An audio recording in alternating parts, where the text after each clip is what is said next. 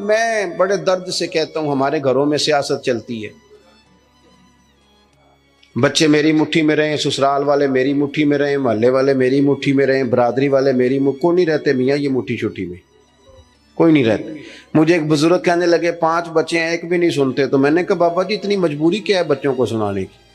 آپ نے جو سنانا ہے رب کو سنائیں، جتنی دیر ان پر دھیان کرنا ہے اتنے نفل بڑھا دیں، ان کو موج کرنے دیں۔ آپ کتنا کو انہیں قائل کریں گے اور کتنا کو مائل کریں گے، یہ تو اسی طرح کا سلسلہ ہے۔ جتنی سیاست ہم لڑاتے ہیں نا لوگوں کو سیٹ کرنے میں، اگر اس سے آدھا وقت بھی اپنے رب کو راضی کرنے میں لگائیں نا تو رب راضی ہو جائے تو لوگوں کے دلوں میں محبت پیدا فرما دیا کرتا ہے۔ نظریاتی بنے، توجہ اتنی بندوں پہ توجہ کرنا، اتنی سیاست کرنا، اپنے آپ کو ہر وقت لوگوں میں گڈ بک میں، کوئی ضروری ہے کہ سارے لوگ ہمیں اچھا ہی کہیں؟ کوئی ضروری ہے؟ کوئی ضروری نہیں۔ کوئی ضروری ہے کہ ہر وقت آپ یہی کہیں کہ ہر کونے سے میری تعریف ہی اٹھے؟ کوئی ضروری نہیں میرے بھائی۔ نظریاتی ہو جائیں، توجہ اللہ رسول کی جانب، توجہ اللہ والوں کی جانب۔ باقی یہ دنیا کی سیاست اس میں تھوڑی کمی بھی لائیں۔ دیکھیں رسول پاک صلی اللہ علیہ وسلم نظریہ کیا دیتے ہیں؟ ایک جنگ سے واپسی ہے، حضور آرام کر رہے ہیں، صحابہ تھوڑا سا ہٹ کے ادبن دور دور ہو کے لیٹ گئے، سرور کائنات علیہ السلام بھی آرام کرنے لگے تو تلوار اتار کے درخت کی ٹہنی سے لٹکا دی، حضور بھی آرام فرمائے۔ ایک بندہ آ گیا، تلوار اتار لی، حضور پر تان لی، اور محبوب علیہ السلام فرماتے ہیں آنکھیں سوتی ہیں دل تو میرا جاگتا رہتا ہے۔ اس نے تلوار تان لی۔ اللہ کرے میں آپ کو بات سمجھاؤں، بھئی اچانک کو یہاں بندوق رکھ دے، اس وقت ہم نے دیکھنا ہے کہ بلڈ پریشر کتنا ہو گیا ہے، پھر دیکھنا ہے کہ اس وقت خون کے مد و جزر کا کیا حال ہے۔ اچانک وہ دیکھو نا میرے عزیز، رات کو 2 بجے ویسے ہی چھت پہ بلی ہو اور بندے کو کوئی کہہ دے کہ چور ہے، تو مجھے بتائیں حال کیا ہوتا ہے؟ ویسے انسان کی نفسیات ہے نا۔ لیکن جو نظریاتی بندے نا، نظریاتی، ڈاکٹر نے کہہ دیا، ایک بندہ نظریاتی نہیں تھا، ڈاکٹر نے کہہ دیا تو ہفتے میں مر جائے گا، تو وہ 3 دنوں میں مر جاتا ہے۔ ایک نظریاتی ہے، ڈاکٹر نے کہا 1 ہفتے کے بعد آپ دنیا سے رخصت ہوں گے، تو اس نے کہا ڈاکٹر صاحب آپ جو کہہ رہے ہیں اپنے علم کے مطابق کہہ رہے ہیں، ہونا وہ ہے جو میرے رب کریم نے چاہنا ہے، یہ کئی سال بھی نکال سکتا ہے، شرط یہ ہے کہ ہم نظریاتی ہوں۔ ہماری سیاست ہی ختم نہیں ہوتی ہے کہ جگہ میں خود جاتا ہوں بندے راضی کر رہا ہوں، جہاں میں نہیں گیا وہاں بیٹا بھیجا، تو ولیمے پہ ہویا، چھوٹے بھائی سے کہا تو فاتحہ کہا، سارا دن بندے راضی کرنے میں وہ پھر نہیں راضی ہوتے۔ حضرت مولا علی فرمایا کرتے تھے یہ اس طرح ہے جس طرح چرواہے کی بکریاں ہیں، ادھر والی گھیر کے لاؤ تو ادھر والی نکل جاتی ہیں، ان کو گھیرو تو ادھر والی نکل جاتی ہیں۔ تو ضرورت کیا ہے؟ رب کی جانب توجہ کرنا، اللہ پہ بھروسہ کرنا۔ اس نے تلوار حضور پہ تان لی، او بھائی کیا ہوا ہے؟ آپ کو عرض کیا آپ خاموش ہوں، اللہ آپ کو خوش رکھے اور یہ آنا جانا بھی بند کریں، آپ کو اللہ تعالیٰ بڑی ساری جزائے خیر دے۔ کچھ بندے بزدل ہوتے ہیں، انہیں تقریر نہ بھول جائے کہیں، آپ میری بات سنیں، آپ کی مہربانی، اللہ آپ کو سلامتی عطا فرمائے۔ میں نے جتنی بات کر لی ہے شاید اتنی بھی نہ کروں، اس سے کم کروں، لیکن چاہتا یہ ہوں کہ میری نہیں ہے نا، اللہ رسول کی ہے، تو اللہ رسول کی بات اپنے دامن میں بڑا ادب رکھتی ہے۔ عزیز بھائیوں، اس نے تلوار حضور پہ تان لی، سرکار نے مقدس آنکھیں کھولی، تو میں بتا چکا ہوں کہ اگر ہم پر کوئی پستول تانے تو شاید سارا وجود کانپنے لگے۔ اس نے تلوار تانی، حضور کی مقدس آنکھیں کھلی، کہنے لگا آپ کو مجھ سے کون بچائے گا؟ قربان جائیں، حضور نے مسکرانا شروع کر دیا۔ زندگی نظریاتی بن جاؤ، زندگی ہنس کے گزر جائے گی ساری، لیکن اگر نظریاتی نہیں ہونا تو پھر تو بھائی کاروبار پہ نقصان پہ بھی ہارٹ اٹیک ہو جاتا ہے، پھر تو میرے عزیز نوکری سے جواب ہو جائے تو لوگ مریض ہو جاتے ہیں شوگر کے۔ اگر آپ نظریاتی ہیں تو جی لیں گے۔ اس نے کہا کون بچائے گا؟ تو محبوب مسکرا کے فرمانے لگے یہ تو نے عجیب بات کر دی، مجھے میرا رب بچائے گا۔ اللہ کے نام میں طاقت ہے، اللہ کے نام میں قوت ہے، اللہ بچائے گا۔ بس حضور کی زبان نور سے یہ جملے نکلے، اللہ بچائے گا۔ ان لوگوں سے ڈرنا چاہیے جو اپنے فیصلے رب کے حوالے کرتے۔ اچھا وکیل کرنے کے پیسے نہ ہوں، سفارش کے پیسے نہ، اور معاملہ اللہ پہ چھوڑ دیں، ان سے ڈرو۔ انہوں نے سب سے بڑے کورٹ میں مقدمہ دائر کرا دیا۔ حضور فرمانے لگے رب بچائے گا۔ بس ان لفظوں میں کیا اثر تھا، بندہ کانپنے لگا، تلوار ہاتھوں سے گر گئی، سرکار نے اٹھا لی، فرمایا لو بھائی مجھے تو رب نے بچا لیا ہے، اب تو بتا تجھے کون بچائے گا۔ آپ زندگی میں اگر نظریاتی ہیں تو آپ زندہ ہیں، اور اگر آپ لگے ہوئے ہیں کہ اوہو کیا بنے گا، میری کون سنے گا، گاؤں چھوٹا ہے، میں بات کر بھی لوں گا تو کہاں پہنچے گی، تو کون ہوگا، تو کیسے ہوگا، تو یہ تو کمزوری ہے۔ آپ کے ذمے تو کہنا ہے، پہنچانا تو اللہ کریم کی بارگاہ ہے، کرم کے فضل کا نتیجہ ہے یہ۔ اللہ بچائے گا۔ اس کے ہاتھ سے تلوار گر گئی، حضور نے اٹھا لی، فرمایا مجھے تو رب نے بچا لیا ہے، اب تو بتا تجھے کون بچائے گا۔ کہنے لگا حضور میں نے سنا ہے آپ بڑے ہی معاف کرنے والے ہیں، آپ صحیح بتاؤ، ایک بندہ میرے اوپر تانے پستول، تھوڑی دیر کے بعد قابو آ جائے تو وہ مجھے کہے جی آپ تو نیک آدمی ہیں چھوڑ دیں، تو میں کہتا ہوں قابو آ گیا تو میں نیک ہو گیا ہوں، پہلے تو بندوق لے آیا تھا۔ لیکن یہ حضور سید عالم صلی اللہ علیہ وسلم کے ظرف کی، حوصلے کی، اور محبوب کے دل نور کی بڑائی دیکھو کتنا بڑا ہے۔ اس نے کہا سنا ہے آپ معاف کر دیتے ہیں، فرمایا تو نے سنا ہے؟ حضور سنا ہے۔ پھر مسکرا پڑے، فرمانے لگے جا پھر میں نے معاف کیا، ہو گئی بات ختم، معافی تو یہاں پہلے ہے سب سے، جا معاف کیا۔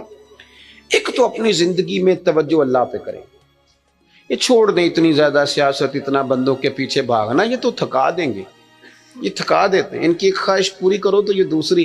میں آج ہی پڑھ رہا تھا، حضرت سعید ابن مسیب کہا کرتے تھے یا اللہ یہ بڑوں کی آرزوؤں سے بھی بچانا، ان کی آرزویں بڑی ہوتی ہیں، روز نہیں ایک آرزو۔ اور حضور دعا مانگا کرتے تھے، نبی کریم علیہ السلام مسند امام احمد بن حنبل میں موجود ہے، اللہ کے محبوب فرماتے تھے اے اللہ اس آرزو سے بچا جو آرزو ایک اور آرزو میں مبتلا کر دے، وہ خواہش جو اور خواہش میں ڈال دے۔ تو ایک تو توجہ اللہ پہ کریں۔ دوسری بات، زندگی کو بود و باش کو اس کو سادہ کریں۔ سرور کائنات صلی اللہ تعالی علیہ وسلم کا کمال یہ تھا کہ لوگ نا حضور کے ساتھ ڈیل کرنے میں آسانی محسوس کرتے تھے کہ حضور سے بات آسانی سے کی جا سکتی ہے، سرور کائنات بات سنتے ہیں۔ یہ جو ہمیں شوق ہے نا سہولتوں کا، یہ ضرور لیں، کوئی بھی سہولت منع نہیں، لیکن اپنے آپ کو سہولتوں کے ساتھ زندہ رکھنا ہے۔ ہم نے نا کچھ آسانیاں زیادہ جمع کرنی شروع کر دی اپنے ڈرائنگ روم میں۔ سردیوں میں ہیٹر ہے، گرمیوں میں اے سی ہے، اور ہر شہر ریموٹ کنٹرول ہے، اٹھنا نہ پڑے بیڈ سے، توبہ توبہ، اور واش روم بھی اٹیچ ہے۔ اتنی سہولیات جمع کرنا چاہتے ہیں، بس نہیں چلتا، ورنہ جو ہم لا سکتے ہیں وہ تو ضرور آتا ہے۔ اس سے زیادہ جب آپ اتنی آسانیوں کے عادی ہو جاتے ہیں نا میرے عزیز، تو پھر آپ نظریاتی نہیں رہتے، پھر آپ کو قابو کیا جا سکتا ہے، پھر تو ڈاکٹر کو بھی اے سی دے کے تحفے میں تو مرضی کی دوائی لکھوائی جا سکتی ہے۔ حالانکہ اس معاملے میں سفارت چلنی چاہیے، صحت والا معاملہ تو ٹھیک ہونا چاہیے نا، لیکن ڈاکٹر اگر بڑا ہے تو اسے چابی دیں کمپنی والے گاڑی کی، تو اسی کمپنی کی دوائی لکھ دے گا، اللہ ماشاء اللہ۔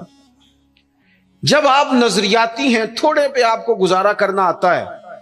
حضور صلی اللہ علیہ وسلم نے نا ہمیں اپنی سیرت کے تعلق سے جو دوسرا بڑا نظریہ دیا وہ یہ ہے، آپ کو میری باتوں کی سمجھ آ رہی ہے؟ جو نہیں بولتے انہیں بھی آ رہی ہے؟ حضور نے ہمیں اپنی سیرت نور سے ایک پیغام دیا ہے کہ دنیا میں تمہارے مکانات نہیں، تم نے یہاں رہنا ہے مسافروں کی طرح۔ تمہارے لیے نا عالی شان محلات اور تمہاری مرضی کی آسانیاں اور سہولتیں وہ ساری رب نے جنت میں تمہارے لیے تیار کی ہیں، وہاں تمہیں من چاہی چیزیں ملیں گی۔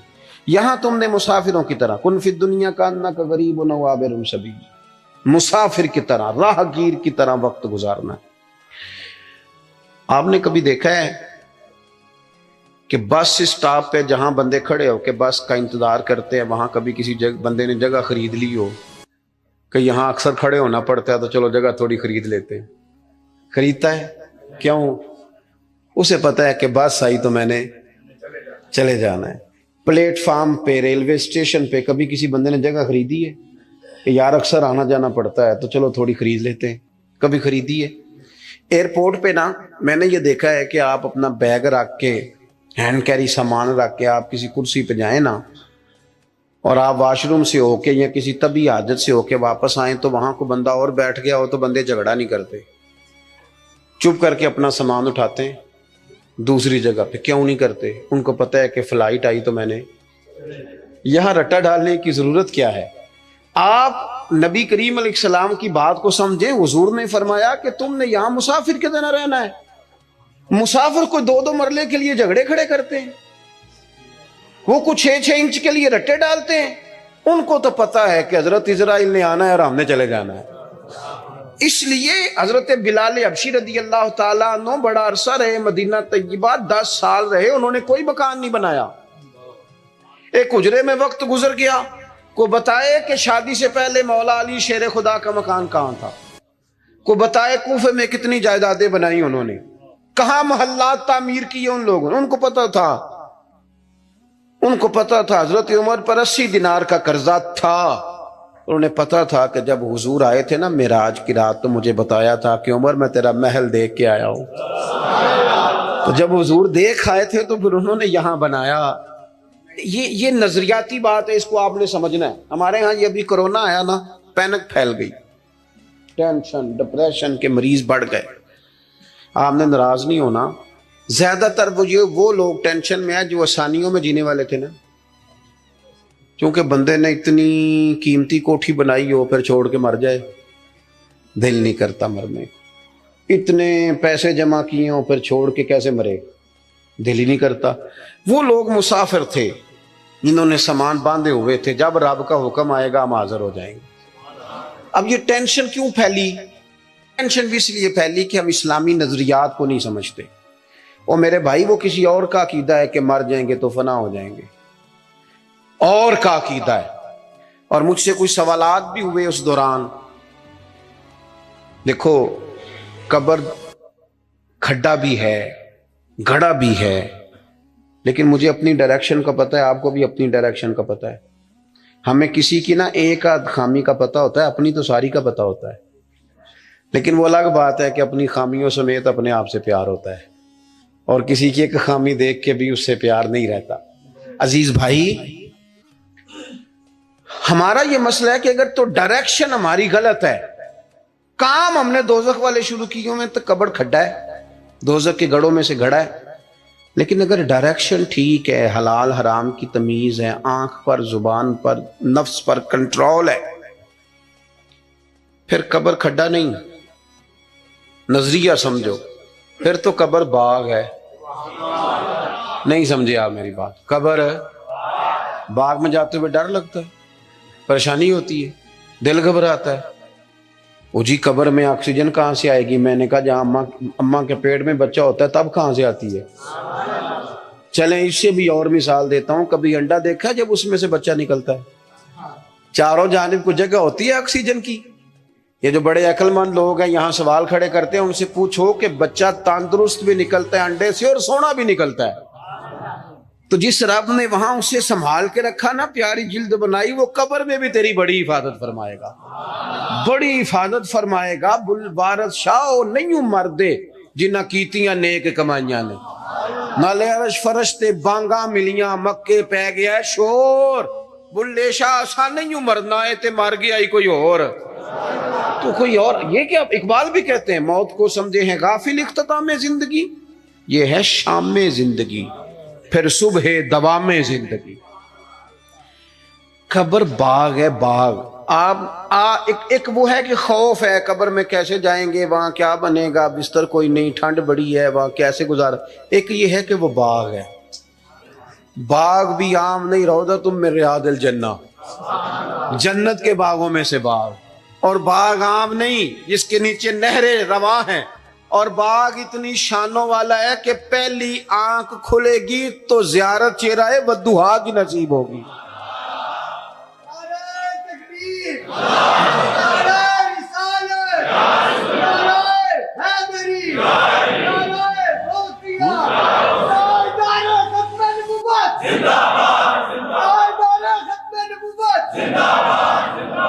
میری بات پر توجہ کر. جب آپ کا یہ نظریہ بن جاتا ہے نا کہ میرے لیے آگے بڑا کچھ ہے.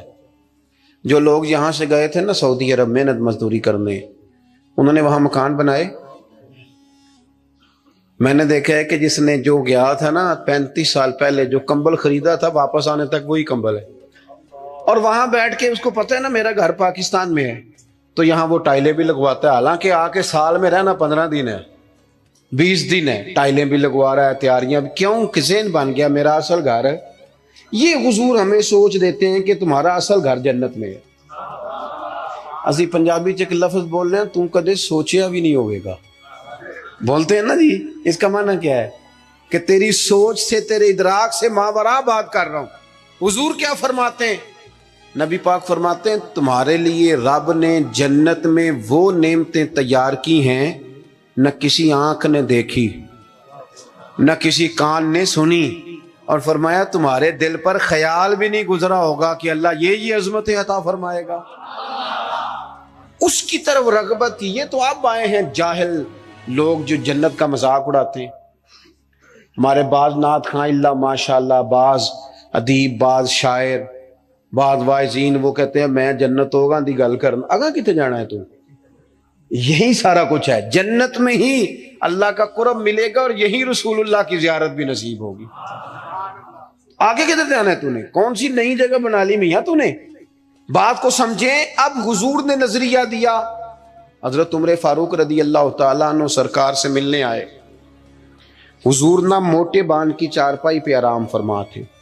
ہن تے پئی پنڈاں وچ بھی بیڈ نے, بان دیاں چارپائیاں کتھے رہ گئیاں؟ کی آکھی دا سی مونج دی منجی, بولو نا یار, مونج دی تے جیڑی جیز چ ملدی سی او دے بس پاوے رنگین ہوندے سن. انجے یہ اوہو, لیکن کمال تھی نا یار. مکان کچے بندے پکے, محبت گہری, پیار زیادہ. حضرت عمر آئے, اللہ کے رسول آرام فرماتے بوٹے بان کی چارپائی پہ. حضور حضرت عمر کے لیے اٹھے تو کمر پر نا یہ جو موٹے بان کی چارپائی ہوتی ہے اس کے نشان پڑ جاتے ہیں, اور ہم نے دیکھے اکثر بزرگوں کی کمروں پہ نشان ہوتے, اکثر دیکھے. سرکار اٹھے تو کپڑا مبارک ذرا ہٹا تو دیکھا کہ نشان پڑے ہوئے, تو حضرت عمر رو پڑے. دلیر آدمی تھے پر رو پڑے, حضور کی محبت میں روئے. عرض کی یا رسول اللہ کیسر و کسرا تو دنیا میں بڑی آسانیوں میں ہیں اور آپ اللہ کے حبیب ہو کے. وہ درد سے رو رہے ہیں, اخلاص سے بات کر.